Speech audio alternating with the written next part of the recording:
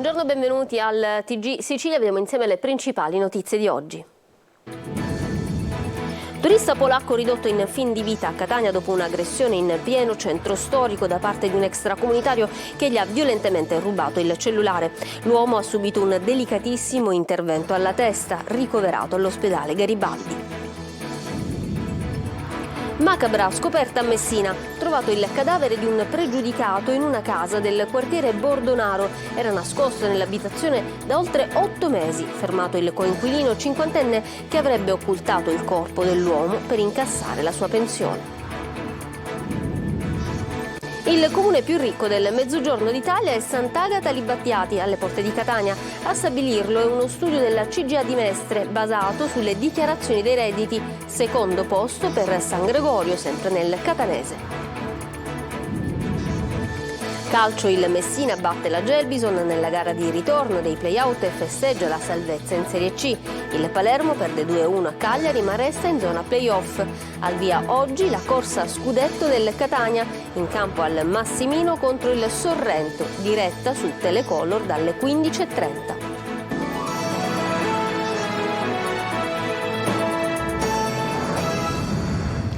Bentrovati.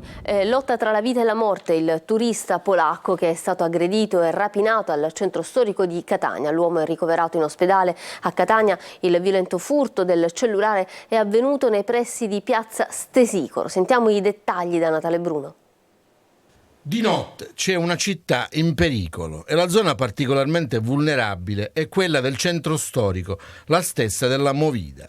Ultimo eccesso la notte scorsa. Un banale scippo del cellulare di un turista si è trasformata in una gravissima rapina con postumi abbastanza gravi per la vittima, un polacco di 35 anni, ospite di un bed and breakfast di via Umberto. Tra via Neve e via Peniniello l'uomo è stato avvicinato da un extracomunitario che gli ha sottratto l'iPhone. Lo ha fatto violentemente, tanto che la rapina è stata caratterizzata da una violenta aggressione durante la quale il polacco è caduto per terra battendo la testa. È stato un residente di quella via a notare la scena, a dare aiuto alla vittima che a bordo di un'ambulanza è stata trasferita al pronto soccorso dell'ospedale Garibaldi. Ha un bruttissimo trauma cranico, in ospedale è stato sottoposto a un intervento, la sua vita è appesa a un filo. In mattinata sono stati i poliziotti delle volanti a avviare un'indagine. Visionate le telecamere della zona, gli agenti hanno sentito i proprietari del bed and breakfast accertando che il turista polacco era da qualche giorno in città. La procura ha aperto un'inchiesta e caccia all'extracomunitario. Con il cadavere in casa per 8 mesi, macabra scoperta della polizia a Messina nel rione Bordonaro. Un uomo ha nascosto per quasi un anno il corpo del coinquilino, un pregiudicato calabrese, per incassarne la pensione. La scoperta dopo un controllo di routine. I dettagli da Francesco Triolo. Nascondeva in casa un cadavere in stato avanzato di decomposizione, almeno da 8 mesi. La scoperta a Messina nel rione delle Case Gialle di Bordonaro è stata della squadra volante della questura e risale allo scorso 8 maggio, ma solo oggi si è venuti a conoscenza dell'episodio. Si trattava di un normale controllo di routine durante il quale i poliziotti fermarono in strada una persona già conosciuta alle forze dell'ordine, il cinquantenne Angelo Brucculeri. Dall'atteggiamento dell'uomo è scattato un controllo nella sua abitazione dove è stato rinvenuto il corpo di un 66enne di origine calabrese di merito Portosalvo, Ferdinando Testa, un latitante su cui pendeva una condanna a 5 anni emessa dal Tribunale di Reggio Calabria. I due non sarebbero parenti e quindi sono scattate le indagini per capire cosa sia accaduto in quell'abitazione. La procura ha aperto un fascicolo e sottoposta a indagini Brucculeri con l'ipotesi di reato di occultamento di cadavere. Sulla vicenda c'è il massimo riservo da parte degli inquirenti. Il corpo dell'uomo è stato trovato ancora addosso il pigiama ed un paio di calzini. Era disteso sul pavimento in 1 metro quadro, ancora libero accanto al letto. Da un primo esame esterno non sembra aver subito violenza, quindi la causa potrebbe essere quella di una morte apparentemente naturale. Tra le ipotesi che vanno però verificare, la principale è che alla base dell'occultamento del cadavere ci possa essere stato l'interesse del coinquilino a percepire la pensione o il reddito di cittadinanza dell'anziano. Tra le carte sequestrate, gli agenti avrebbero trovato un documento di identità contraffatto sul quale il cinquantenne avrebbe apposto una sua foto. Trapani continua la caccia a Francesco Adragna, l'uomo evaso ieri mattina dal tribunale in attesa di essere processato. Le ricerche sono state estese ad altre città dell'Interland. Laura Spanò. Polizia penitenziaria, Carabinieri e Polizia di Stato sono ancora alla ricerca di Francesco Adragna, il detenuto di 35 anni che ieri mattina, eludendo il controllo della scorta, è riuscito a evadere dal Palazzo di Giustizia di Trapani, dove era stato condotto dal carcere di Agrigento per essere processato. Ancora stamane di Adragna nessuna traccia, nonostante il dispiegamento di forze dell'ordine ovunque. Le ricerche si sono estese anche alle città dell'Interland, alla frazione di Bonagia Valderice, dove risiedono i familiari del detenuto evaso. Mentre lui si dava alla fuga, il giudice che avrebbe dovuto giudicarlo chiamava il processo dando atto del necessario rinvio per sopraggiunta evasione dell'imputato. A dare manforte ai colleghi di Trapani ieri sono arrivati da Palermo anche agenti di polizia penitenziaria del nucleo regionale. Francesco Adragna è un piccolo pregiudicato. Le videocamere di sorveglianza dentro e fuori dal tribunale lo hanno colto mentre cerca attraverso i sotterranei del palazzo la via per scappare, riuscendo a scavalcare il cancello, uno di quelli secondari del tribunale privo di vigilanza. Una volta per strada l'ultima sua immagine mentre svolta l'angolo per rimettersi in corso Italia proprio di fronte all'ingresso principale del tribunale. Adragna prima era detenuto nel carcere Pietro Cerulli di Trapani. Dopo aver tentato un paio di volte di fuggire via, l'amministrazione penitenziaria lo aveva fatto trasferire ad Agrigento. Ieri mattina doveva comparire come imputato davanti al giudice monocratico del tribunale, dove era imputato di violazione degli obblighi della sorveglianza speciale. Era sottoposto alla misura cautelare per reati contro il patrimonio e furti. Il detenuto ieri mattina si trovava al primo piano del tribunale in una camera di sicurezza attigua all'aula dove doveva essere celebrato il suo processo. Non aveva manette a causa di un braccio ingessato. Approfittando della distrazione della sua scorta è riuscito a fuggire via, raggiungendo attraverso una scala di servizio il seminterrato del tribunale. Poi è risalito, è entrato nel parcheggio all'aperto, si è diretto verso il cancello che con agilità, anche con il braccio offeso, è riuscito a scavalcare diventando uccel di bosco. Sant'Agata Agli Battiati è il comune più ricco del meridione d'Italia. A stabilirlo è uno studio della CGIA di Mestre che ha analizzato i dati riferiti alle dichiarazioni dei redditi del 2021. Siamo andati a fare un giro in paese con Tonino De Mana. Vediamo. La ricchezza abita qui. Si può sintetizzare così il primato di Sant'Agata Agli Battiati, il comune più ricco del Mezzogiorno d'Italia, con un reddito pro capite medio di 28.000 euro. A sancirlo è uno studio del CGIA di Mestre che ha analizzato i dati del Ministero dell'Economia e delle Finanze riferiti alle dichiarazioni dei redditi del 2021 e si accorcia anche la distanza tra il comune più ricco, l'Aiatico in provincia di Pisa, e quello più povero d'Italia che risulta a Carvagna Como, praticamente ai confini con la Svizzera. Milano resta comunque il comune capoluogo di provincia più ricco d'Italia con 37.189 euro, praticamente il doppio dei 18.000 euro dichiarati a Ragusa.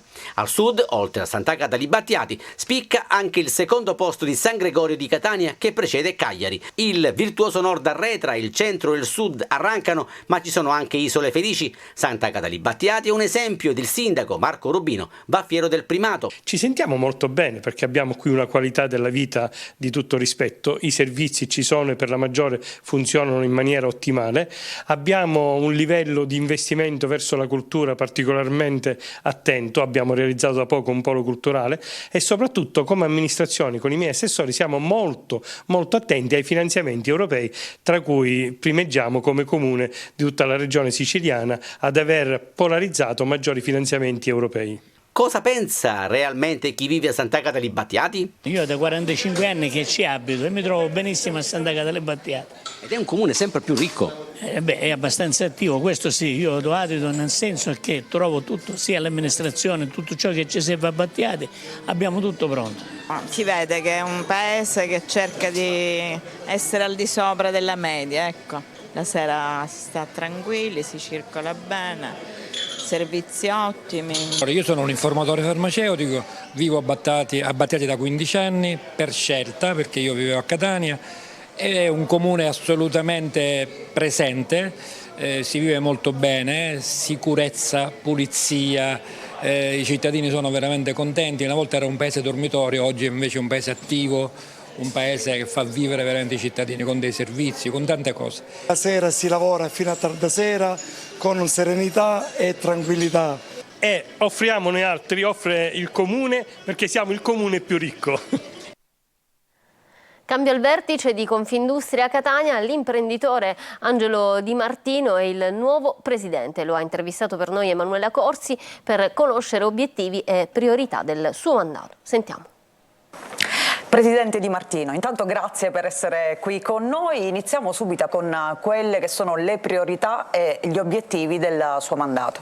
Gli obiettivi del mio mandato sono molti. Zone industriali, le ZES, che per noi per tutte le imprese ovviamente, sia locali che vengono da fuori, sono importantissimi. Farò una squadra per la zona industriale. Spero la prossima settimana, addirittura abbiamo già i nomi di 8-10 persone che deve vigilare, perché la zona industriale deve essere la locomotiva veramente della nostra zona, del nostro territorio. Poi c'è il ponte sullo Stretto, che secondo me è veramente la madre di tutte le infrastrutture. A proposito delle politiche industriali, voi cosa chiedete alla Regione? Venirci incontro a delle cose, dei progetti che noi facciamo.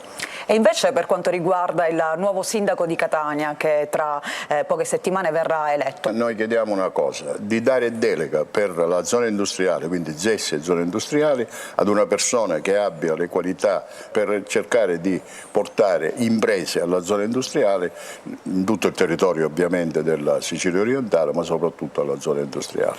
Invece parliamo della burocrazia, perché lei ha detto che bisogna lottare contro questa burocrazia farraginosa. Eliminarla è molto difficile, lo sappiamo, perché ne parliamo da anni.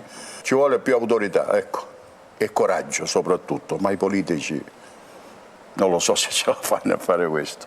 E invece per quanto riguarda i giovani, c'è questo fenomeno dell'emigrazione, soprattutto dei giovani all'estero.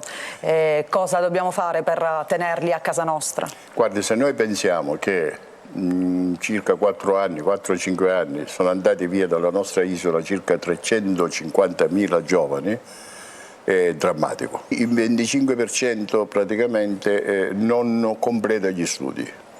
Cosa bisogna fare? Dare sicurezza sul lavoro, in modo che se il giovane si sente sicuro, si sente sicuro sia dello stipendio sia del lavoro che fa, non ha motivo di spostarsi. Anzi, dobbiamo far venire le persone, tutte queste giovani che sono andate via, e cercare pian pianino di farle ritornare, perché la Sicilia merita questo e noi non la dobbiamo abbandonare. Grazie Presidente e auguri, buon lavoro. Grazie a voi.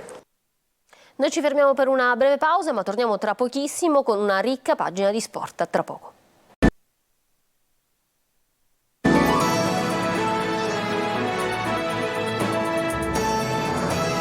Ritorniamo in studio con lo sport. Il calcio, sconfitta al Sant'Elia per il Palermo che a Cagliari perde 2-1 dopo essere andato in vantaggio con Segre. Determinante l'espulsione di Marconi nella ripresa. Rosanero che però possono ancora accedere ai play-off. Servirà a battere il Brescia venerdì sera al Barbera nell'ultima di campionato. Sentiamo Marco Gullà. Dopo 10 minuti, doppio giallo per Marconi e Palermo in 10. Il Cagliari inizia a spingere, trova il vantaggio.